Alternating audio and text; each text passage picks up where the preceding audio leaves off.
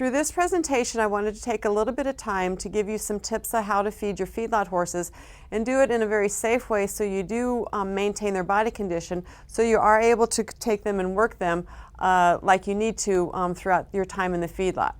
So if you look at this, our first bit of information is the very basic plan with feeding our working horses, be it in the feedlot, the cow-calf operation, or anywhere, is to kind of take a look at this feeding pyramid for a horse. And basically what we're going to show you is that the bulk of what they should be eating is going to contain forage. This would be our hays, our pasture, and those types of things. The smaller portion is going to be our grain, and then occasionally we're going to also go ahead and give them some supplements depending on what they need. Many times with what you're going to be using them in the feed yard, you'll probably have a grain ration that's formulated with everything they need, but we really need to pay attention to the forage, as that's what's going to make up the bulk of what they're going to be eating. So again, the basic feeding plan is going to be based off the forages, the hay or the pasture that they're going to be consuming. Remember that our horses, we want them to eat approximately about 1.5% of their body weight. The minimum that we say a horse needs to have is 1% of their body weight of forages, of hay, but we really like to try to get them to eat about 1.5% of their body weight. That means I always work off of a 1,000-pound horse because it's an easy way to estimate what they should be eating, and most of our stock horses are going to be kind of in that rough range. And so your 1,000-pound horse is going to need to be eating somewhere in the neighborhood of around 15 pounds of hay in a day. What they're going to eat, that's going to depend a lot on your particular management situation, what's being purchased. Partially, if you want them to eat alfalfa or grass, is also going to depend on the availability and the price of those different forages, because really you can use either one for your horses. Alfalfa, we like it because it does have a higher energy content, so you're going to have to feed them a little bit less. It's on the average is about 1.2 megacalories of energy per pound. It's higher in protein, as you can see, of about 15 to 20% crude protein, and then it tends to be higher in calcium than our grass hays. Now, if you look at our grass hay, and here we're looking a lot of either brome, prairie hay. You move into the southern regions, you'll see a lot of the Bermuda grass. Basically, they're all going to be formulated, or all going to have a similar nutrient content of where they're going to have somewhere between about 0.9 to 1 megacalories of digestible energy per pound. They tend to be lower in protein than our alfalfas, of somewhere around 8 to 10% protein. They are also much lower in calcium than what your legume hays are.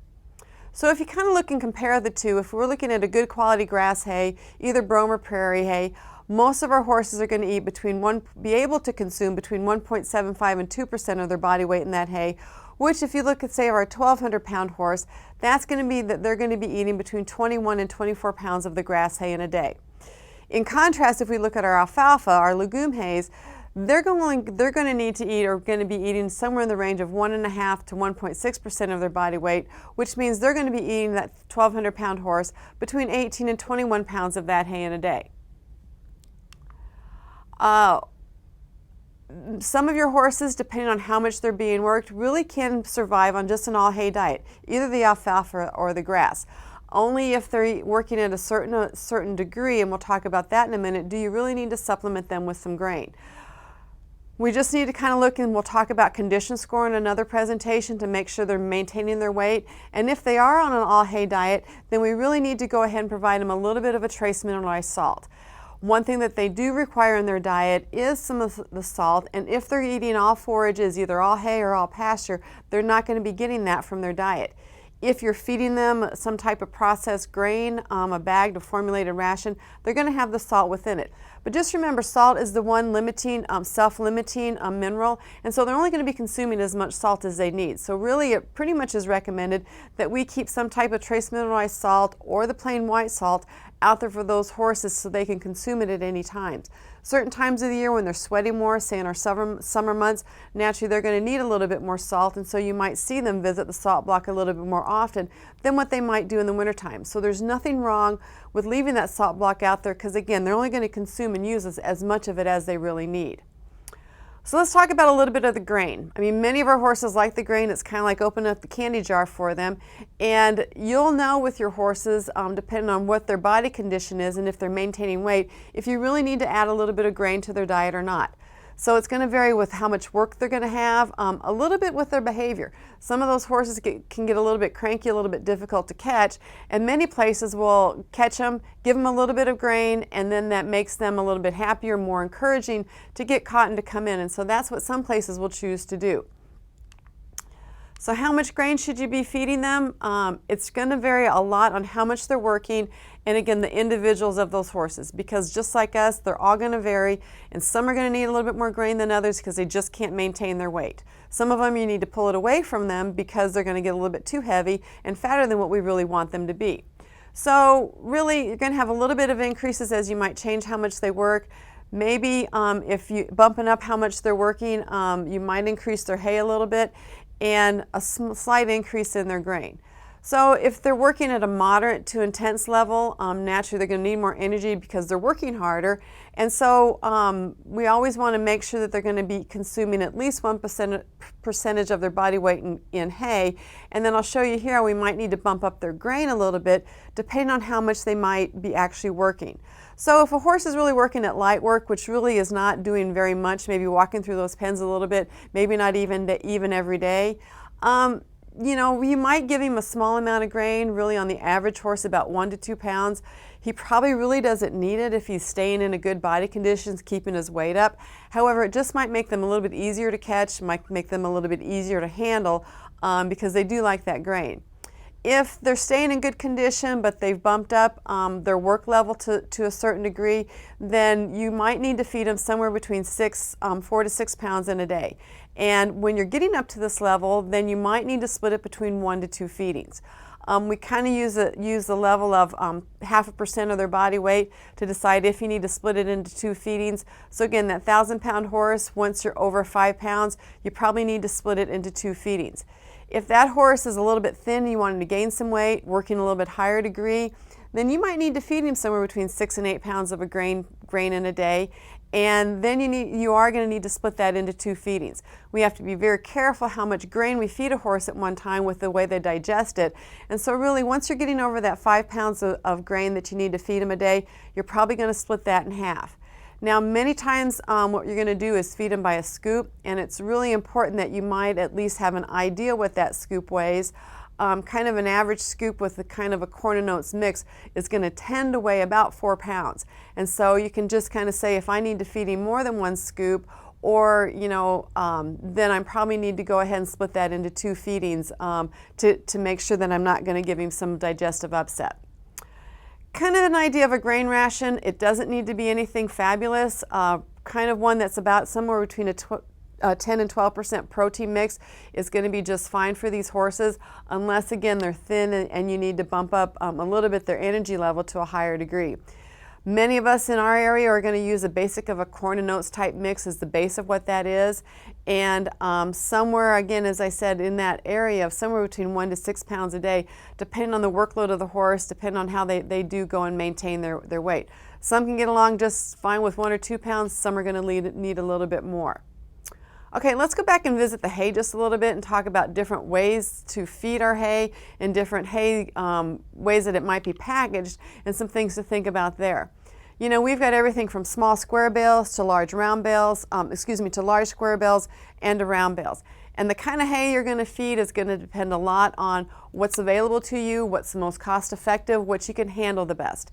And I'm not going to tell you which is the best because different operations are going to be able to use and maintain hay the best.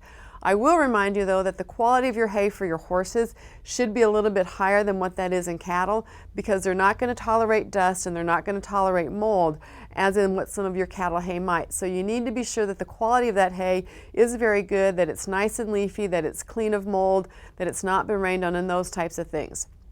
Think about a little bit how you can maximize the usefulness of your hay, where you can maybe store it or be kind of careful and limited the way you might be feeding it. For example, here's a large square bale that you can see here.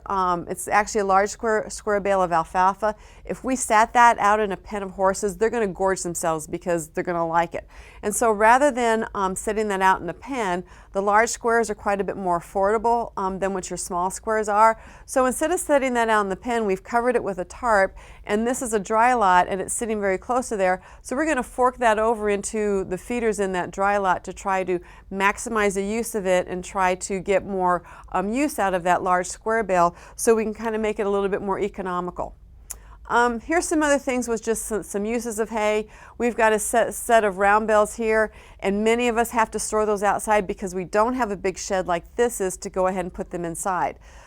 These, round bales are nice and stored inside, so even the outer layer is going to be very clean. Here's some of the small square bales. Really small squares are going to need to be stored to the best in some inside area because they're going to be able to, the moisture and stuff's going to get into them quite a bit. These large round bales, they look kind of nasty on the side, on the outside. However, if you stand them up and put them in a feeder or just going to fork off of them, once that outer layer comes off, the hay inside generally is very good and just fine to feed your horses. This is a round bale that we've also set up and could fork off of it to a group of horses, again, so they don't overfeed on it. In times when hay is limited, when we've had some drought, when we've had some situations that we're trying to be very careful and use the hay, sometimes doing this situation, although it's more laborious, can help be a more feed efficient way of using it. Also, if we can put the hay in some kind of enclosure, this is a round bale feeder that you can set the round bale inside of it and then close it over it. Much of the research has shown, and just practicality shows you, that this is going to be more efficient use of those round bales than if you just set it out there for those horses to graze on. When it's just set out, say if this was in a lot of horses, they're going to munch on it, they're also going to lay down and bed on it, and so you're going to have more wastage with hay that's this way. There are also a variety of different kinds of nets out there for large round bales, a variety of different kind of feeders, and so those are something that a person can certainly look into if that's an option and something that you want to see. So again, here's a couple more things about feeding round bales. Here's a group of horses that are around one that's in a different type of feeder, but you can see that there's not a lot of wastage on the ground, and so many of them are feeding off of it. Here's one that we want to try to avoid because the efficiency of this is not going to be quite as good, where it's just sitting in a pen and you can see that these horses are wasting quite a bit of it. This is probably not the best situation. It's kind of a funny slide that I found, or picture that I thought I'd see it in there because horses will do funny things, and so this is something that we would really like to avoid, and some things that you do run into from time to time as horses go and get into places that you don't want them to be. Also, you might think and consider about how you're going to feed your grains and how you're going to get it packaged. Most of your grains will come in 50-pound bags. However, many of you guys know that if you can do it in a bulk bin such as this, then it's going to be much more cost effective rather than buying the different bags of feed. So being able to have it in a gravity bin like this and some type of wagon to take around and feed your horses is going to be probably a bit more cost effective over time than having a bunch of 50-pound bags sitting over there. Also, many times as we get into winter months where we run into rodents and things, this is going to be a little bit better way to feed because you don't have the issue of mice and rats and things breaking into bag feed and things like that. So that's another option that a person might think about. A few other things that I'll just mention is we also have to remember that when we get into winter months, particularly here in Nebraska, that we do have to adjust how we're going to feed those horses to some degree. They're going to need more increased energy for body heat. And it's important to understand that they're going to generate more body heat from the digestion of the forages than the grain. So as it gets colder, we're going to increase the amount of hay that we're going to feed those horses first before we increase the grain. And certainly when it gets certain cold snaps that we might have to bump up the grain on them because they'll get to the point where they really can't eat any more hay because it's so bulky. But remember, as it gets colder, the first thing we're going to do is increase the amount of hay that we're going to feed them, and then see how long that cold snap happens and see how those horses do, and see if we can just maintain them on an additional hay before we bump up the grain. Now I'm going to talk really quick just a little bit of routine health types of things because these really do coincide along with your nutritional program, okay? If you've got horses that are not maintaining their weight, if they're losing weight on them, and you're still feeding them quite well, one of the first things to do is watch them eat, and you might have to have their teeth floated. You really should have this done on an annual basis of having the teeth checked on those horses at least once a year by your veterinarian, and as they get older, if you know you have horses with some issues, then you might have to have some of those horses actually checked twice. Because what they will do is they will develop some hooks and some elevated areas either on the insides or the outsides, and will go ahead and cut into their jaws or their cheeks, making it very difficult for them to chew. So if you notice that horse may be holding his head sideways, drops a lot of feed when he chews, you might notice that there's whole grains in his manure, then it might be an indicator that you might need to have his teeth checked because he's got something going on. They'll use regular floats, power floats, and it really can help with your feed efficiency quite a bit if you have that done. The other real important one is that you do have those horses on a regular deworming schedule. A lot of these horses are going to be dry lotted, maintained inside, where we know that there's going to be parasite issues. And so it's really important that we do keep these horses dewormed every 60 days. It's best to really, if you work with your local veterinarian or whoever is working with you, to decide what the best parasite control program is. Some do a slow rotational program, some are now doing fecal egg counts, and so you really need to work with whoever you're working with to decide what's going to be the best plan. But don't forget your routine health care, don't forget your deworming, because again, that's one of the best things you can do to help maintain weight on those horses and help your routine, your feed efficiency. One last thing about some routine health care is to make sure that we keep these horses vaccinated. Again, it's important to work with your local veterinarian as far as what you really need. These are what we look at mainly some of the main ones that we do need to have these horses vaccinated at least once a year for. Your tetanus, your sleeping sickness of the East and Western, encephalitis, influenza, rabies, and also West Nile. Many places, and I don't have VHV1, the rhino, on here, and that's another one. Many places will also, as far as the influenza, vaccinate for that a little bit more often, particularly in the summer months if a lot of horses are coming and going. So those are just a variety of tips that I just wanted to throw out, some basic management kinds of things for feeding your feedlot horses, and hope that that kind of just gives you some ideas and things to how to do the best job to feed those horses and do things in the most economical way.